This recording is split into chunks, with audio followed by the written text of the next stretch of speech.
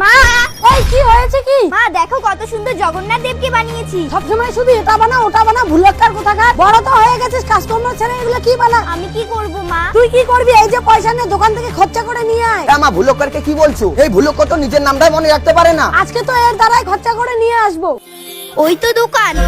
ওই দেখ, ওটা রিয়া না? হ্যাঁ তো। এই রিয়া, হুম, বাহ খুব সুন্দর তো জগন্নাথ মূর্তি বানিয়েছিস তুই। দেখ আমিও রথ বানিয়েছি। বাহ খুব সুন্দর তো রথটা। দে তো জগন্নাথটা আমাকে দে, আমার রথটা তুই নে। বাহ ভালোই তো। আচ্ছা ঠিক আছে।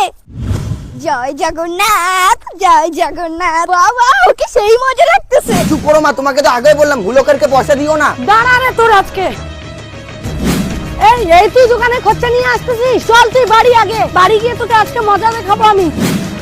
আরে তুমি হ্যাঁ, একে মারছো কেন তুমি? দেখো না, সবসময় শুধু রথ নিয়ে থাকে ও। আর কি বা করবে ও? বাবা একদিন পর বা রিয়া, খুবই খেলছিস তুই। ঠিক আছে, তোমরা বাড়িতে থেকো, আমি গেলাম কিন্তু।